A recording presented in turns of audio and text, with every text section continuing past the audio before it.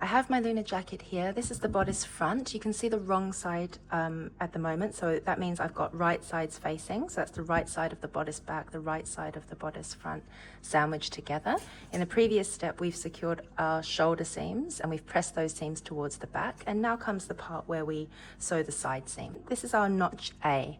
So my top pins are showing me where notch A is, and I've also done chalk. And we're just going to sew with a 1 centimeter seam allowance all the way down to the bottom of the hem, because we're not doing side splits in this version. Next, take your sleeve piece and fold it right sides together.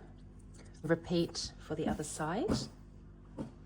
This is the hem here, this is the shoulder, and this will be the underarm seam. And we're going to stitch again along that underarm seam with a 1 centimeter seam allowance. And then you can press both of those seams open and also the side seams of your bodice front and back as well.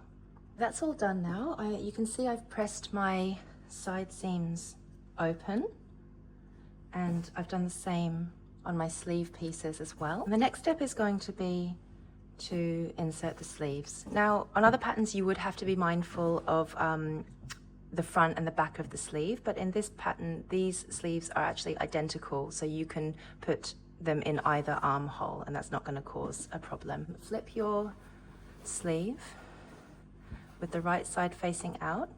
You've got your underarm seam here, and that is your notch that is going to align with the shoulder seam. So you're first going to match up this underarm seam with the side seam here, and you're going to match that top notch with the shoulder seam up there.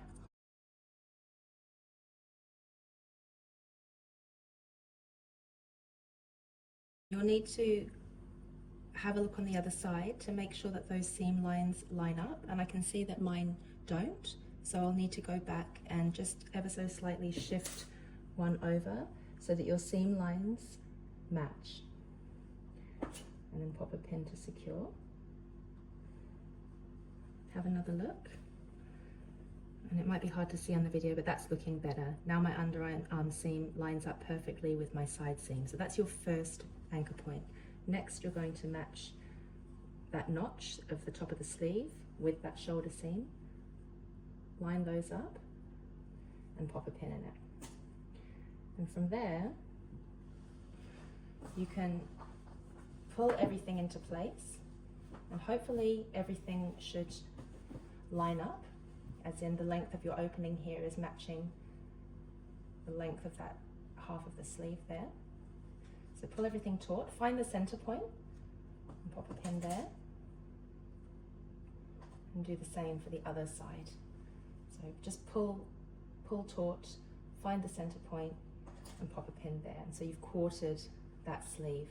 And then we're just going to do the same for each of these sections.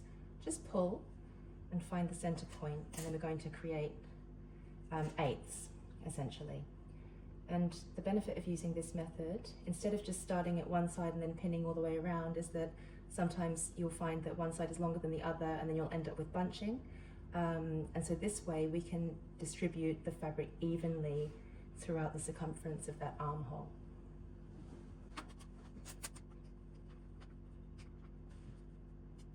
So that's how it should look.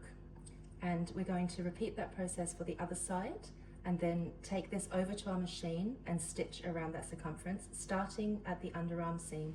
And you're going to want to be mindful that you catch the fabric in your stitches so that you don't have like a little gap or a hole there. So the benefit of starting and stopping at this point is that you'll have the greatest control that way, and you can really go slowly, and you can always just stop stitching with the foot pedal and just use your hand wheel to really slow down and make sure that you're having a nice neat situation there at that joint, because there is a tendency for things to get a bit puckery and bunched up there. So just be mindful, this is the danger zone and we want to slow down and take extra care at this point.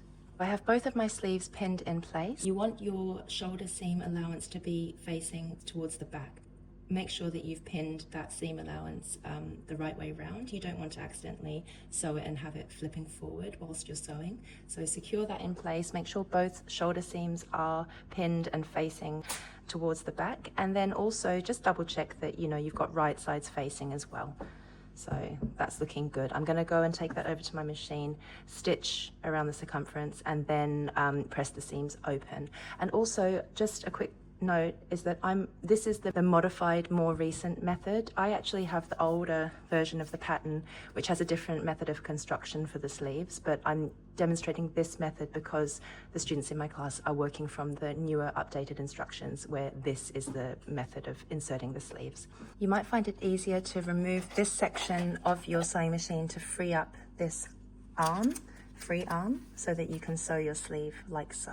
As I approach this underarm point here, I've just taken a moment to, with my needle in the lowered position, lift the presser foot and actually just fold back the seam allowance there, and just have a check underneath to see that your fabric isn't bunching up and that you're not accidentally sewing over a fold or making a pleat or a tuck in the fabric. You want to try and spread out the fabric, go slowly, and good luck. But that's how things are looking at this stage. I've attached my sleeves and I've pressed the seam allowances open.